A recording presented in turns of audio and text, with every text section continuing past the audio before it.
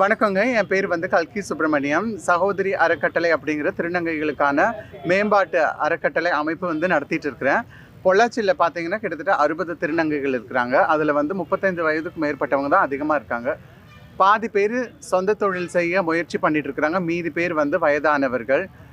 இப்போ பொள்ளாச்சியை பொறுத்த வரைக்கும் நிறைய திருநங்கைகள் தொழில் செய்து நல்ல முறையில் வரணும் அப்படின்னு நினைக்கிறவங்களுக்கு எங்களுக்கு அரசாங்கத்திலேருந்து எந்த உதவியும் கிடைக்கிறதில்ல. இப்போ நாங்கள் தேங்காய் ஓடுகளில் நாங்கள் அழகு பொருள் கலைப்பொருள்கள் எல்லாம் நிறைய பண்ணிகிட்ருக்குறோம். டீ கப்பு பவுலு இன்னும் நிறைய பொருட்கள் பண்ணிகிட்ருக்குறோம் நம்ம ஊரில் விளையிற பொருட்களை வச்சு. அதுக்கு எங்களுக்கு ஒரு 3 சென்ட் புறம்போக்கு இடத்த கொடுத்தால் நாங்கள் நிறைய பேர் திருநங்கைகள் அதில் இருக்கிறாங்க. அவங்களுடைய தொழில் மேம்படும். ரெண்டாவது, கடந்த 2014ஆம் ஆண்டு திருநங்கைகளுக்கு அரசாங்கம் இடம் கொடுத்தது, வீடு பட்டா கொடுத்தது. இதுவரைக்கும் கனவு இல்லம் மற்ற திட்டங்கள் எல்லாத்தையும் முயற்சி பண்ணி பார்த்தாச்சு. எந்த திருநங்கையும் எந்த உதவியும் அரசாங்கத்திலேருந்து கிடைக்கல. இப்போ எங்களுக்கு தனியார் ஒருத்தர் உதவி செய்ய முன் வந்திருக்காரு. ஆனால் அதுக்கு கலெக்டருடைய அனுமதி கடிதம் வேண்டும். அதுக்காக 10 முறை நடந்துட்டோம்.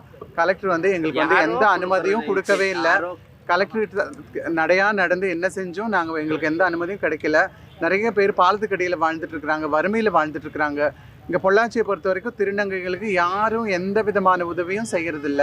ஆனால் திருநங்கைகளை நிறைய குற்றம் சொல்லுது இந்த அரசாங்கமும் சரி, இந்த மக்களும் சரி, இந்த சமூகமும் சரி. திருநங்கைகளை மட்டும் குற்றம் சொல்லுது.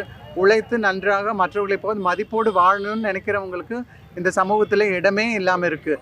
அதுக்கு நீதி கோரியும் எங்களுக்கு தொழில் செய்ய வாய்ப்பு கொடுக்கணுங்கிறதுக்காகவும், எங்களுக்கு வாழ இடம் கொடுக்கணும், வீடு கொடுக்கணும், அதுக்கு வீடு கட்டுறதுக்கு உரிமை கொடுக்கணுங்கிறதுக்காக தான் இங்கே நாங்கள் போராட்டம் பண்ணுறோம்.